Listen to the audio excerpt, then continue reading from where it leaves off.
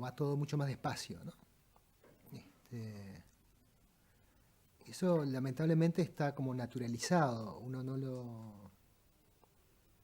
ni siquiera lo registra como un problema inesperado, sabe de antemano en la escala uruguaya que va a ir llevando las cosas al ritmo que sea posible y en la escala que sea posible. Y que muchas veces va a depender para algún acceso a determinados datos, de contactos a veces personales entre periodistas de distintos países y cosas así, colaboraciones espontáneas y no algo que el medio pueda hacerse cargo de solventar, ¿no?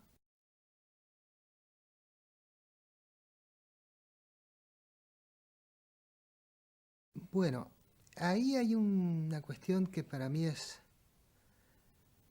complicada, porque me parece que el desarrollo que está teniendo el periodismo de investigación en términos internacionales, los avances que hay en ese sentido, de repente están ubicados en un marco conceptual que no necesariamente combina bien con el trabajo real que se hace en América Latina.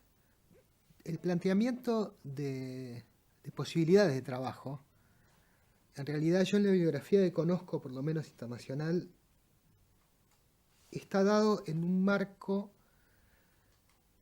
en el que lo único que está en juego en todo caso es la legalidad. Yo tengo la impresión de que eso, la capacidad de sospecha, digamos, está vinculada a un pensamiento teórico sobre la sociedad. Y eso, probablemente por razones de darle amplitud a una lengua franca entre periodistas, o o esfuerzos que muchas veces están a la vez financiados por organizaciones que no pueden avanzar en ese terreno, en una visión de la sociedad un poco más profunda, está como, es como que desaparece la sospecha en términos estructurales, ¿no?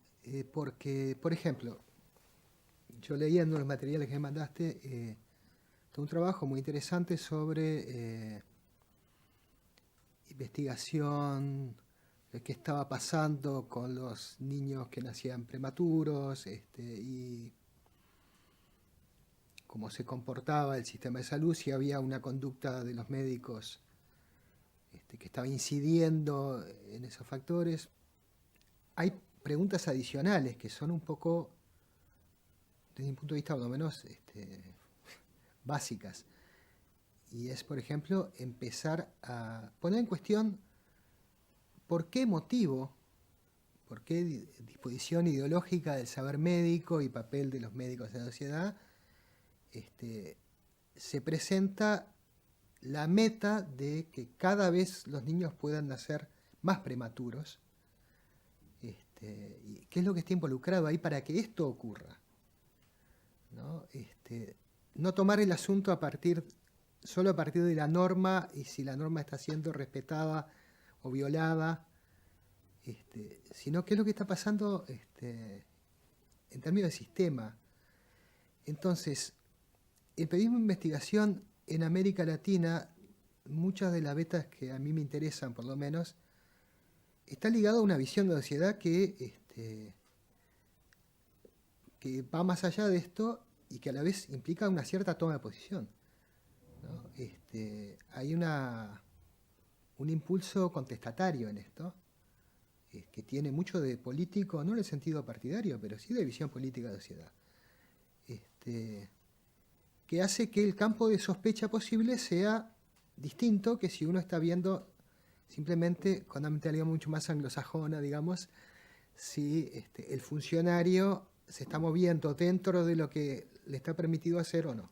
Hay mucho para hacer solo con esto, pero a mí me parece que el periodista de investigación típico latinoamericano tiene otra escala de motivaciones que hacen a su voluntad de investigar. Yo creo que en América Latina hay potencialidad de coordinación entre latinoamericanos siempre y cuando haya un espacio previo donde hay afinidades electivas, ¿no? Donde uno no solamente está conociendo de qué manera trabaja el colega, sino también se hace una idea de por qué trabaja, ¿no? ¿Por qué quiere hacer esto? Y en eso puede haber afinidad o no, y eso determina la posibilidad de cooperación. Es más importante considerarlo y que lo que está desarrollado en un mundo un poco más rico que este, está como en otro marco conceptual, ¿no? Con un presupuesto de que está claro y es obvio y es natural cuáles son los marcos de la profesión, de lo que hay que evaluar, de lo que hay que combatir o de lo que hay que cambiar en el mundo, que tienen límites distintos que en la experiencia que yo conozco de América Latina, ¿no? Se da por bueno más que lo que damos por bueno acá. Entonces, esto es un problema, ya salto a otra pregunta en realidad, para establecer protocolos de trabajo. Toda la experiencia que yo conozco de periodismo de investigación latinoamericana, no digo que conozca muchísimo, probablemente me falta conocer muchísimo más que lo que conozco, pero está apoyada en determinados supuestos de trabajo que se hacen muy complicados de validar con un criterio similar al que se usa para validar un trabajo científico entre universidades o entre académicos. El tema de la protección de fuentes, que es bastante crucial en el tipo de trabajo que termina siendo normalmente un periodista de investigación latinoamericano, es muy difícil de imaginar para mí qué tipo de, salvo que sea una cosa como a ciegas, ¿no? Bueno, acá tengo un periodista brasileño que me dice que esta fuente está confirmada por otras dos y que las tres son reservadas, ¿no? Y bueno, yo tildo que está chequeado, pero desde Berlín es muy complicado saber si eso es válido o no es válido, ¿no? Porque lo que hay que validar es muchas veces a ciegas, son cosas que a veces el editor del periodista no sabe, ¿no? Entonces es mucho más complejo que se ponga en una red internacional. Yo no me imagino, en ese sentido, creo que metodológicamente hay aportes muy interesantes, ¿no? Que hay avances en definiendo un protocolo de trabajo, recursos, demás. Eso está bien. Ahora, en esta otra área, que es como de marco conceptual, y también de esa parte del trabajo del periodismo de investigación que tiene mucho de aventurero, de riesgo y de incertidumbre, y de riesgo muchas veces se toma en forma individual porque no hay forma de compartirlo razonablemente, ¿no? Porque uno no le puede pedir a otras personas, cuando está poniendo en juego su seguridad, su prestigio, su credibilidad futura, bueno, es una apuesta personal. Pero muchas veces los fundamentos de esa apuesta no se pueden terminar de poner en una planilla para que otra persona vea si le parece bien compartir los riesgos, ¿no? Es una ecuación muy, muy personal de la forma que se trabaja. No quiere decir que no se pueda avanzar en muchas cosas. Supongo que pasa lo mismo en otros países, ¿no? Que para investigar en África debe haber una cantidad de particularidades y de dificultades distintas, y de áreas en las que ellos quizá tengan fortalezas que nosotros no estamos ni cerca de tenerlas, pero me interesaría mucho saber cómo trabaja en países árabes, en África, en una cantidad de lugares en los que realmente no accede a qué es lo que se está haciendo, como ellos no acceden a lo que hace uno. Pero para compatibilizarlo a mí me parece que va más allá de lo metodológico, ¿no? Para armonizar realmente, que hay otras cosas que habría que armonizar y que hay que ver si son armonizables. Y cuando se está financiamiento de por medio es otro problema, ¿no? Porque ese grado, una cosa es que un colega confía a ciegas, otra cosa es que quien financia confía a ciegas, es más difícil.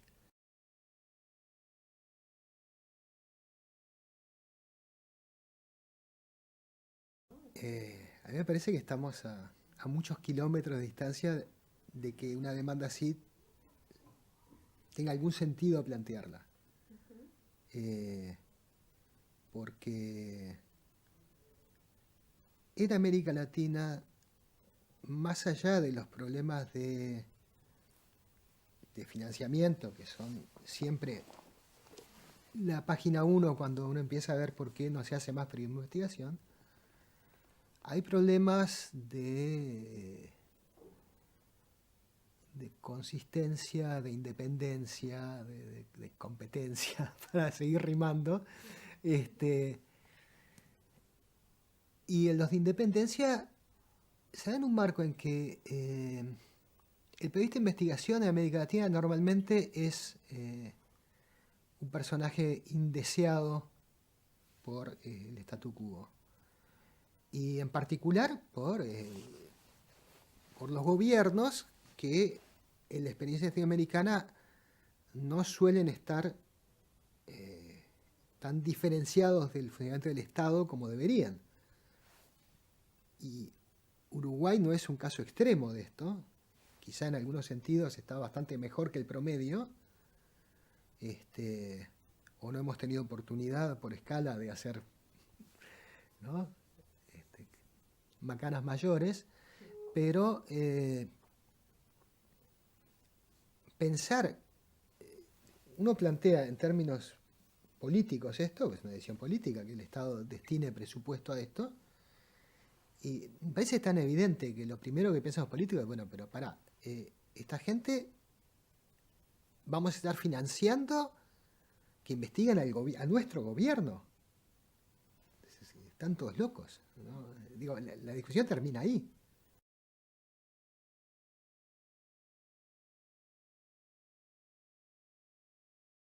Novelita última de Eco, entre otras cosas, en un momento determinado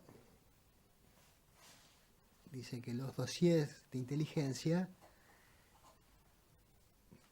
básicamente son recortes de prensa, ¿no? Solo que sistematizados, interpretados y con cosas que de repente los responsables de inteligencia del Estado o los destinatarios de esos informes de inteligencia no habían tenido tiempo de ver en los medios, pero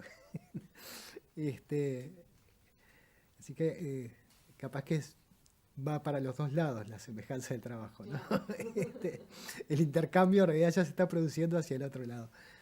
Yo creo que una cosa es considerar protocolos, otra cosa es usar, por ejemplo, software. Salvo que yo tenga un equipo de gente de mi confianza que pueda realmente ver en qué medida eso tiene puerta de atrás o no. Si empezar a usar un software para intercambio de datos encriptado quiere decir que está encriptado a todo el mundo menos de quien me lo dio. Prefiero que me desarrollen un software propio.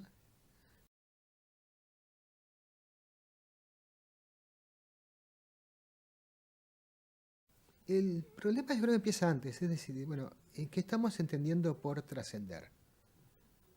Porque yo creo que hay otra enorme cantidad de investigaciones, incluso en países ricos, que no trascienden. De hecho, en este manual de UNESCO, yo ni siquiera estoy seguro de que los 2 o 3 casos típicos, muy exitosos, que se citan como un ejemplo, si la gente que se ha dedicado más al periodismo de investigación en Uruguay conoce alguno de esos casos. Yo sospecho que en gran medida no. Lo que pasa es que uno está acostumbrado a pensar que trascendencia internacional es estar en los titulares de los medios de esos países. Bueno, y yo creo que hay en temas de demanda, de formación del público, digamos, que es bien complicado, ¿no? Estuve, por ejemplo, en España en 2009, estaba recién perspectiva del gobierno de Mujica en Uruguay, todavía no era un personaje internacional conocido, y en todas partes, desde el Ministerio de Relaciones Exteriores de España, hasta el País de Madrid, hasta el Diario Público, que en ese momento estaba surgiendo, o sea, estatales, no estatales, el molde para pensar América Latina era la misma colección de 3 frases tontas, de una generalidad brutal. Entonces la pregunta terminaba siendo, bueno, pero entonces, porque en América Latina están las izquierdas tipo Chávez, Evo Morales y Correa, y después es que son los populistas, y están los serios como Bachelet y Tabaré Vázquez. Y, bueno, entonces Mujica, ¿de qué lado está? Y eso era todo. Que uno desde aquí tenía que explicarles, por ejemplo, bueno, pero vos tenés en cuenta que la imagen de algunos de estos gobernantes populistas, todo eso, latinoamericanos, en España está determinada, entre otras cosas, porque en España hay un poderoso conjunto de grupo de medios que perdió en esos países el negocio de hacer libros de texto, ¿no? Y quedaron enemistados a muerte con esos gobernantes porque les quitaron, que era una cosa extremadamente lucrativa. No me digas. Bueno, pero eso lo tenías que saber, pues.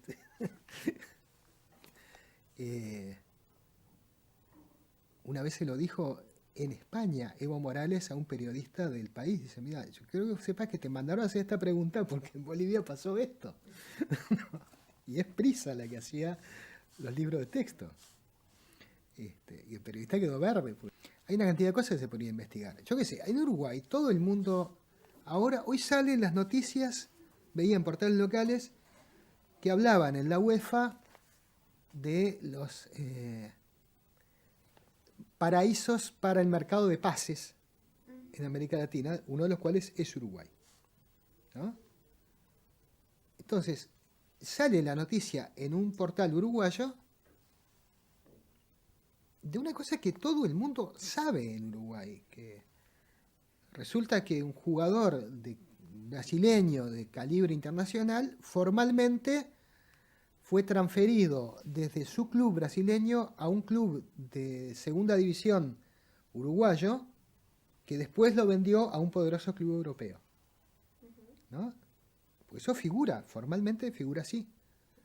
Por supuesto que ese señor nunca pisó Uruguay ni se puso la camiseta de este cuadro, ni debe saber quizá el futbolista que en teoría pasó por ese club chico uruguayo. Lo que pasa es que como la reglamentación para el pago de impuestos a las transferencias es beneficiosa, se genera una triangulación del pase. Bueno, esto en Uruguay no es ningún secreto. Es un tema que potencialmente les debería interesar a los clubes europeos, por lo menos, sí, ¿no? Y al mercado de interesados en el fútbol en Europa, sobre todo ahora que está en el tapete el tema de la corrupción en el fútbol. Sí. Y yo no conozco investigaciones en serio en Uruguay sobre estas cosas. Porque son problemas de independencia, de falta de independencia, porque los intereses que están vinculados con esto están muy cerca del financiamiento del periodismo deportivo, ¿no? Y además está esa cosa muy lamentable que es lo que me pasaba con el secreto bancario y las muy particulares condiciones uruguayas para establecer determinados negocios. Era como el esqueleto del ropero, que no eran tampoco ningún secreto. Yo creo que es muy difícil que el público estadounidense, europeo, entienda que, por ejemplo, que América Latina no es una sociedad global con una serie de características comunes. Entonces, si no empezamos por ahí, estamos a mucha distancia todavía de poder entender qué es lo que es interesante investigar en Argentina, ¿no? Porque el corresponsal en Argentina es un argentino, no es un europeo que desconoce la sociedad. Los corresponsales de agencia muchas veces son gente que hace muchos años que vive allí y normalmente son nacionales a esta altura. Y es una tarea que cada vez tiene menos importancia, porque los corresponsales extranjeros vivieron muchísimos años de proporcionarle a sus patrones un resumen de los medios de comunicación locales, antes de que estuvieran disponibles en Internet. Entonces, en realidad estaban robando la plata, porque las exclusivas eran muy escasas. Pero el tipo sabe lo que pasa. Ahora, capaz que está también dentro de un sistema de coordenadas de cómo ve la sociedad, que lo lleva a producir cosas que refuerzan el estereotipo. Pues ya sabe que lo otro lo tiene que explicar mucho y entonces no lo van a entender. Es más vale, ¿no? Es como el que va a vender una nota de prensa a un diario muy vinculado con el catolicismo, sabe que no le va a vender como freelance una nota hablando de la corrupción y el abuso de niños en la Iglesia Católica, ¿no? No les ofrece eso, ya ni se los ofrece, se autocensura porque quiere vender la nota. Ya sabe que ahí no se la van a comprar, entonces produce lo que ya sabe que va a andar. O sea, no hace periodismo.